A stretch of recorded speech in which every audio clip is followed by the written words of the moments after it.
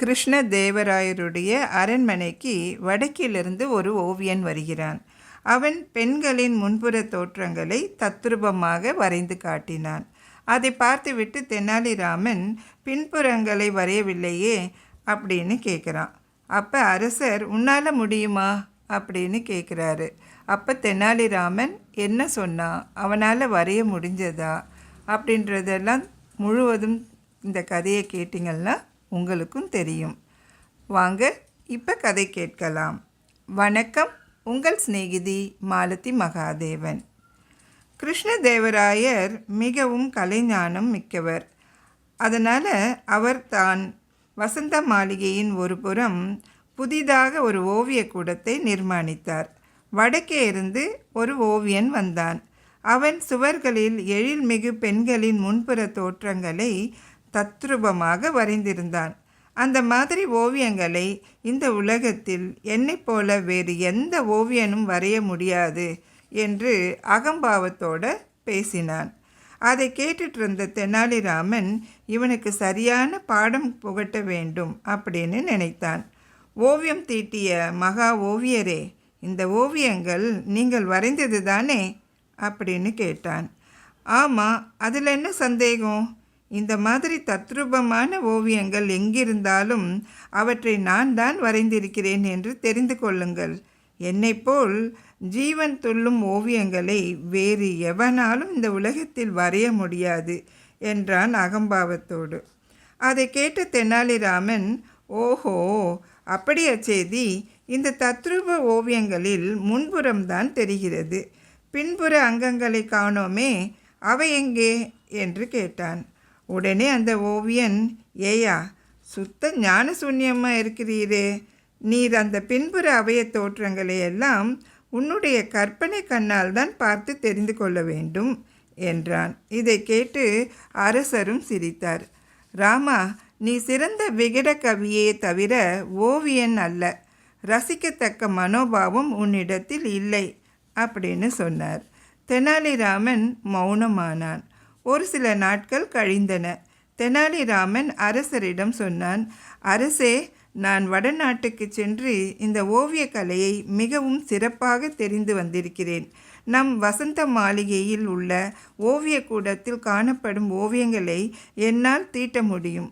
ஆகையால் நானும் அங்கே ஓவியம் தீட்ட அனுமதி தர வேண்டும் அப்படின்னு கேட்டான். ஓவியக்கூடத்தில் வேறு ஓவியங்கள் போடும்படி இடம் இல்லையே, என்ன செய்வது என்றார் அரசர். வரைந்த ஓவியங்களை அழித்துவிட சொல்லுங்கள். எனது ஓவியங்கள் உலகத்தில் மிக சிறந்தன என்று பெரும் கலைஞர்கள் எல்லாம் போற்று போகிறார்கள். தயவு செய்து ஓவியக்கூடத்தில் உள்ள ஓவியங்களை அழித்துவிட்டு என் ஓவியங்களை எழுதுவதற்கு அனுமதி தாருங்கள் என்று கேட்டான் தெனாலிராமன். அரசரும் ஓவியக்கூட ஓவியங்களை அழிக்க ஏற்பாடு செய்தார். தெனாலிராமன் தீட்டிய ஓவியங்கள் விசித்திரமாக இருந்தன.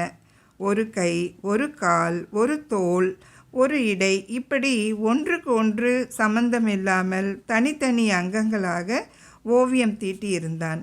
மற்றும் சுவர் முழுவதும் கைக்கு வந்தபடி கிறுக்கி வைத்திருந்தான்.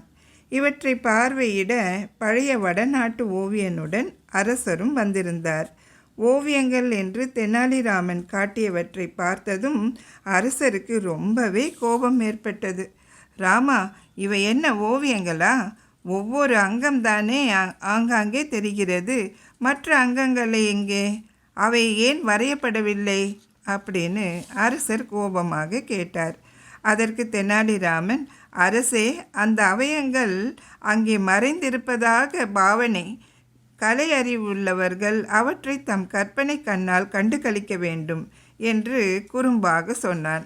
அரசருக்கு சிரிப்பு வந்தது. அதை மனதுள் அடக்கி கொண்டு, பழைய அழகு ஓவியங்களை அழிக்க செய்து ஓவியக்கூடத்தை பாழாக்கிய இந்த குறும்புக்கார தெனாலிராமனின் தலையை வெட்டிவிடுங்கள் என்று உத்தரவிட்டார்.